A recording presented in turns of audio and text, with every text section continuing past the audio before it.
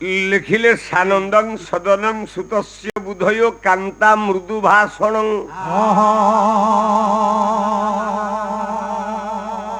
स्वेच्छापूर्ण धन स्वजोषितिरति राज्ञं कराहावेष्टता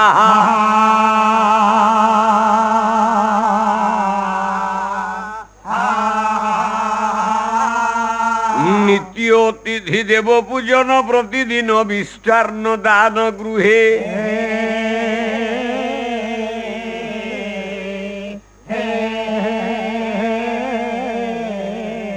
साधु संगम उपासति हरिकथा धन्य गृहस्थाश्रम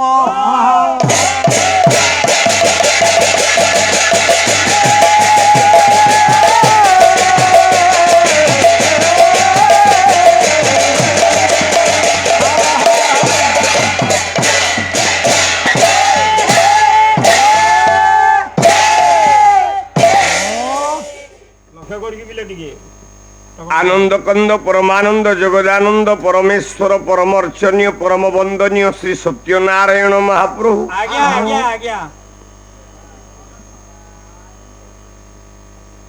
कल्याणमयी जगदेश्वरी विंध्येश्वरी झंकड़वासिनी मां शारदे वरदे अच्छा तथा गणपति आदि पंचदेवतांकर अभय पद कंजर चितमन को अर्पण कला परे रमेश आज्ञा सारे पीर दरबार उपरे मंगलाचरण रूपक श्लोकटी पाठ करिछि लिखिले किए से सारे कवि कहले सानंदम सदनम हाँ हाँ सदन बोले गृह अच्छा गृह घर सेई घरटा सह आनंदम ना कोठी ना कांता मृदु भाषणम बस सारे कांता बोले स्त्री हाँ ए संसार रे आमे जेते मनीषटी बसीछे पाला सुनछे हाँ हाँ तुमको मुक्ति किए दबो सारे नारायण देवे ना आउ नारायण देवे मुक्ति नारायण मुक्ति देवेनी कि शिव मुक्ति देवेनी कि दुर्गा मुक्ति देवेनी कि गणेश मुक्ति देवेनी आउ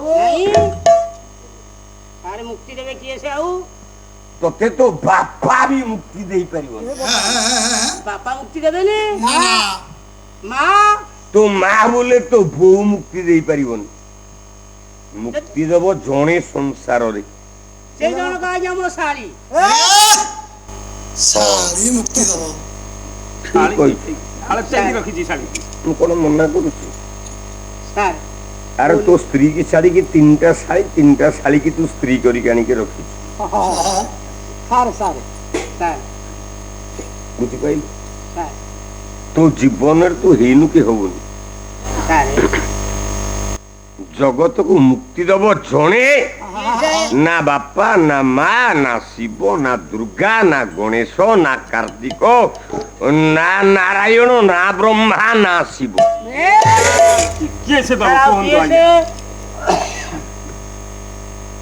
आपण कविटा गोटे गालुआ गाय कही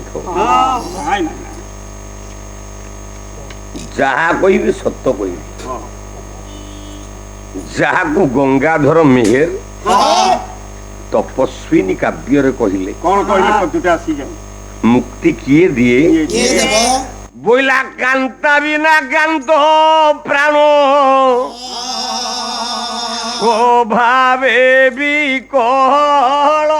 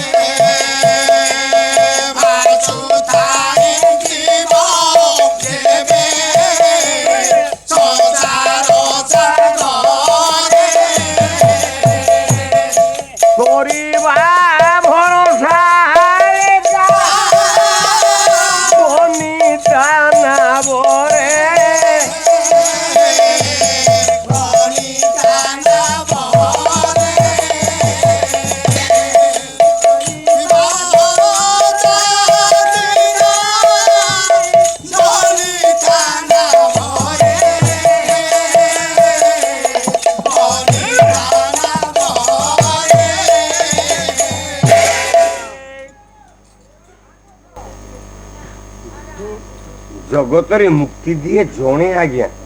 ସେ ଜଣକ କିଏ ସେ ସାରେ? ଆପଣ ଏଠି ଯେତିକି ବସିକି ପାଲା ଶୁଣୁଛନ୍ତି ହଁ ହଁ ସେ ମୁକ୍ତି ଦେଲା ଗଲା ହଁ ଆପଣଙ୍କ ସ୍ତ୍ରୀ। ସ୍ତ୍ରୀ ମୁକ୍ତି ଦେବ? ଯୋଉ ପରିବାରରେ ସ୍ତ୍ରୀଟା ସତୀ ନୁହଁ ହଁ ସେ ସ୍ୱାମୀ କି ମୁକ୍ତି ଦେଇ ପାରିବନି। ନା ନା ନା ନା ନା ନା କଣ ସବୁ ସ୍ତ୍ରୀ ତାଙ୍କ ସ୍ୱାମୀ କି ମୁକ୍ତି ଦେଇ ପାରିବେ? ଆଉ ନାଇଁ। ଯାହାକୁ ଭୀମ ଭୋଇ କହିଲେ କଣ କହିଲେ?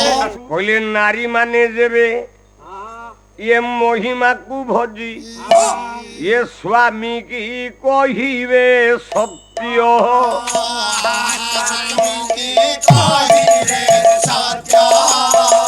ଆହା ସ୍ୱାମୀ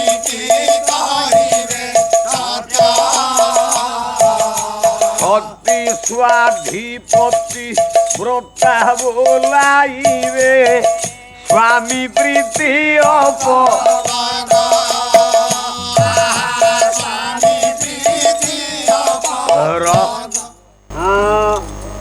କୁଟିକି ଅନାରେ ପୁଅ ଯୋଉ ପରିବାରରେ ନାରୀ ହଁ ତା ସ୍ୱାମୀ କି କେବଳ ସତ କହିଛି ହଁ ସେଇ ପରିବାରରେ ସ୍ତ୍ରୀ ତା ସ୍ୱାମୀ କି କେବଳ ମୁକ୍ତି ଦେଇଛି। ଦେଇପାରିବ ମୁକ୍ତି। ଯାହାକୁ ନେଇ ହଁ ମୁଁ ଆଜି ଗୋଟାଏ ନାରୀର ଚରିତ୍ର ଆପଣ ମାନଙ୍କ ଆଗରେ କହିବି। ପୁରାଣ ପୃଷ୍ଠାରେ ନାରୀର ଚରିତ୍ରକୁ ପର୍ଯ୍ୟବେକ୍ଷଣ କରିବାକୁ ମୁଁ ଯାଉଛି।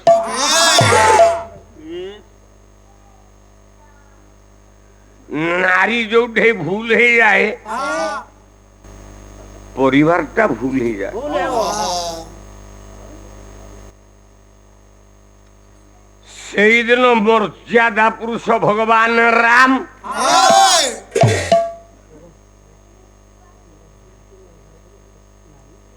ରାବଣକୁ ବଦ୍ଧ କରି ଫେରି ଆସିଛନ୍ତି ସରଜୁ ନଦୀ କୂଳକୁ। ପ୍ରଭୁ ମୋର ଠିଆ ହେଇଛି, ସାଙ୍ଗରେ ଅଛନ୍ତି ହନୁମାନ, ନଳନୀଳ, ଜାମ୍ବବାନ, ଅଙ୍ଗଦ, ଦଧିମୁଖ ଇତ୍ୟାଦି।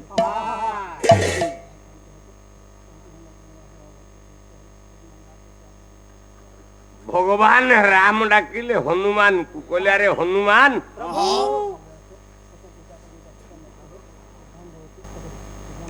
ନା ମୁଁ ଅଯୋଧ୍ୟା କଟକକୁ ଯିବି। ଯଦି ଭରତ 14 ବର୍ଷ ହେଲାଣି ରାଜା ହେଲାଣି,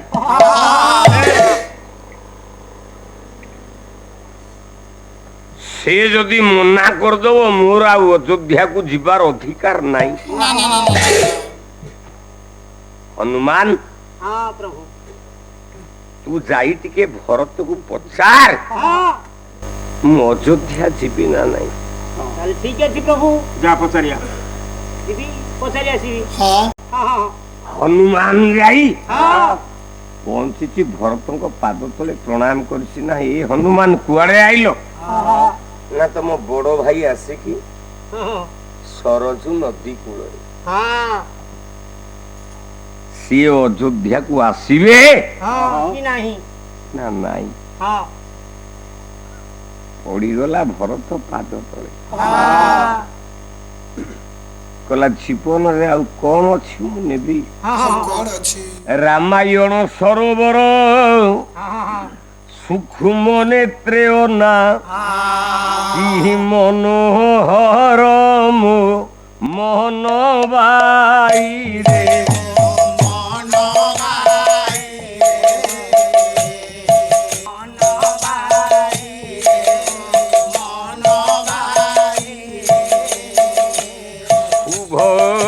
ବେଳା ଦେଖି ସ୍ନାନ କର